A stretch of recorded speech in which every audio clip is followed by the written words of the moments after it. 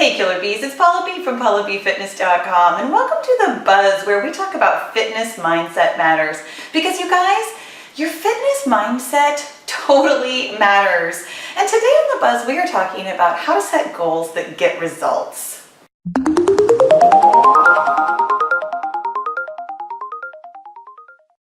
So you guys, before we talk about how to set goals, let's actually talk really quick about how not to set goals. You know, when you've been thinking about fitness and trying to set your goals, I'm sure you've read or heard about in more than one place how to set SMART goals that are measurable and achievable and time sensitive. And I'm sure that you've probably set some goal for yourself that sounds something like, I want to lose, X number of pounds, 50 pounds in 6 months, and I'm going to do that by drinking plenty of water and eating healthy and working out every day. And you know what? On its surface, that totally sounds smart, right? I mean, it's achievable. 6 months is pretty reasonable for that kind of a weight loss. It might be a little bit fast, frankly. It took me 9 months to lose 30, but other people can lose weight faster than me. But it's time sensitive, it's achievable, it's got all the right elements, and yet when you get into the daily grind of it, it's hard. It's not super motivating on a daily basis to be thinking those words about, I want to lose 50 pounds. Especially in the face of something like, I'd really like to eat some pizza. The thing about being faced with something that's tempting in relation to your goals, the reason that the pizza sounds so tempting, and I do apologize, by the way, for talking about pizza, because I've been thinking about this, about what I wanted to say about pizza, and it's already making me hungry. But let's talk about this real quick, because this is exactly going to prove my point about why this is such a great, well, not a goal, but it is a great point. When you think the word pizza, now, you don't really just think, P-I-Z-Z-A. It doesn't go through your head like that. When you think about the word pizza, you can smell it, you can taste it, you can feel it. You know a little something about pizza. Pizza tastes so good, it feels so good. Well, it doesn't always feel so good later, but you feel that pizza. It's so real to you, that expression, it's so real you can taste it. Yeah, it is. It's so vivid and real to you. And that is a really good goal. Now, of course, I don't want you eating pizza every single day. It's not the best way to lose weight. But I want you to think about what we just learned from thinking about pizza, and we're going to apply that to setting goals. To be honest, there are only 3 steps to setting goals that get you results. And number 1, I just demonstrated for you. You need to focus on the physical sensation. Now, if it's been a while since you've been at the weight that you are aiming for, it might be kind of hard to conjure up pictures of what that felt like. So for a while, it might be important to focus on physical sensations that you'd like to get rid of. Things that really bother you about where you are. And I know that sounds like such a negative place to be, but rather than thinking about, oh, I can't stand it that I feel this way, thinking about what it'll feel like when you don't feel that way anymore. For example, the day that I decided to lose weight, I had gone out to lunch with a couple of girlfriends, and I was wearing my favorite pair of jeans, and I hadn't worn them for a while, and I had not realized exactly how tight they had gotten. And while we were sitting there at lunch, I had to pop the button on my jeans because my stomach was just flowing over the top of it, and it was so uncomfortable. And I got home that afternoon, and I told my husband, I am never going to feel this way again. And that was the day, honestly, that changed my life. That physical sensation. Every single day, every time I was faced with some kind of temptation or some kind of, oh, I'm so tired of being on this diet, because I did. I'll tell you that story some other time. But I was so focused on not having my stomach spilling over the top of my jeans that it honestly made everything else easier to bear. I thought about that feeling and how much I couldn't wait to be rid of that feeling, and what it was going to feel like to have my stomach stay in my jeans. I know that sounds really weird, but honestly, that was the physical sensation that I focused on all the time. When I was sitting at the pantry trying to decide if I was gonna snack on something, I did a gut check. How does my gut feel right now? Is it hanging over my sweatpants? Well, then I'm not gonna eat these snacks. I'm gonna stay with the course.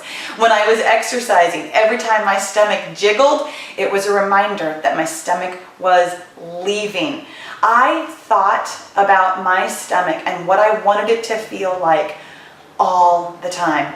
And that's actually step 2, daily visualization. Now, again, when you've set these SMART goals, I want to lose 50 pounds, how often do you think about those goals? Like once in a while, right? Like when things are going really well, maybe you'll kind of think about it, but honestly, you really only think about it when things are going rough and it's so hard to be motivated by, I want to lose 50 pounds. But when you spend time putting yourself in that mind frame of, this is how my stomach is gonna feel, and this is how free I'm gonna feel when it's not jiggling all the time, and this is how happy I'm gonna be to be able to button up my jeans and feel comfortable in it. When you spend daily time, and I'm not talking about like hours of time, but some time daily, thinking about that physical sensation of what you'd like to feel like, it makes it more real, it makes it more vivid, it makes it more like pizza, where you can start to really sense it. You can feel it coming. You can really hone in, especially if it's something like being able to cross your legs or being less out of breath when you run upstairs, or something that you do kind of frequently. When you hone in on really focusing on that physical sensation daily, you'll start to notice even the tiniest changes. Whereas some of those changes might have gone by unnoticed otherwise. But when you spend a couple of minutes, and for me personally, like I said, I actually thought about it briefly. I did that gut check thing briefly, probably 10 or 15 times a day. But it was brief. So all told, over the course of my day, I probably only spent like maybe 10 minutes on it. And it wasn't even 10 minutes all at one time where I sat and really tried to meditate or anything like that. If you're into meditation, that's awesome. Add it to the things that you kind of daily visualize. I'm not much of a meditator, so for me, it was a little bit easier to be kind of spontaneous with it, where I would think quickly, how does my gut feel? And then I would get on with my day because it didn't feel like I wanted it to, so I knew I still had work to do. And then step 3, this one's gonna sound a little bit funny, but don't overthink it.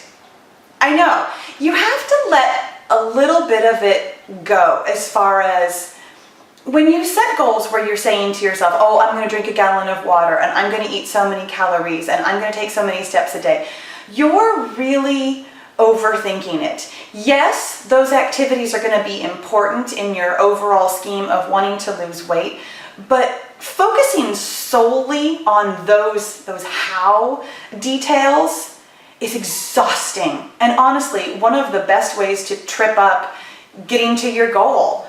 When you're thinking about the physical sensation, when you're spending some time daily thinking about how good that's going to feel, a lot of that other stuff is going to take care of itself.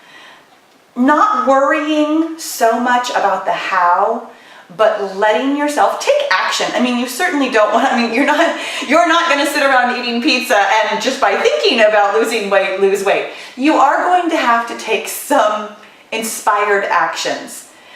But take the actions that come naturally to you. When you're thinking about that physical sensation, again, coming back to my gut check thing, one of the things that I ended up doing, and it wasn't really like on purpose, I didn't say, I'm going to lose weight by going for a run. I had been walking for a while. One morning I went for a run, and I felt my stomach jiggling. And it was very uncomfortable at the time, to be honest with you. But it was so intimately connected to that physical sensation that I didn't want to have anymore, that it was really, really motivating to run again.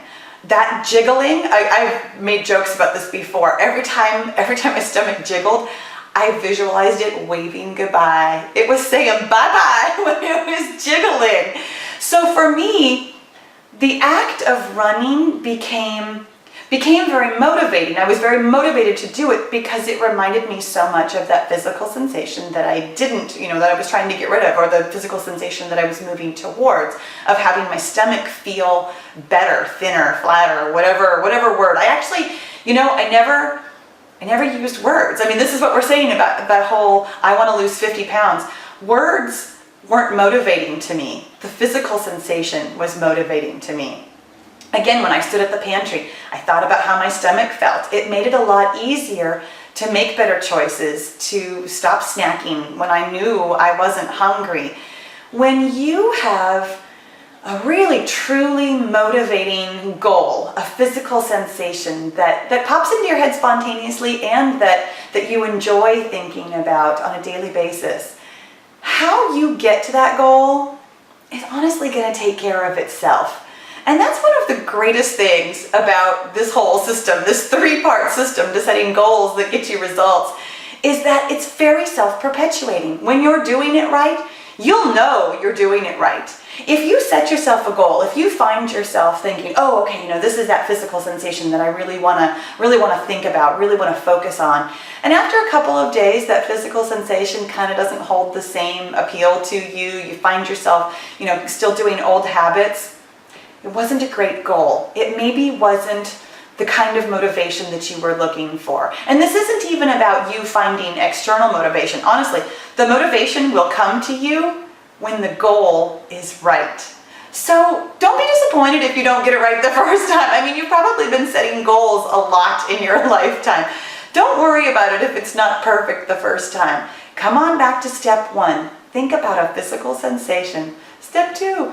Think about it daily with visualization. Let it come to you spontaneously and spend some time thinking about it on purpose. And then number 3, don't overthink it. Let the how come to you naturally. I really hope that this was helpful for you today. Thank you so much for watching. I'll see you next week on The Buzz.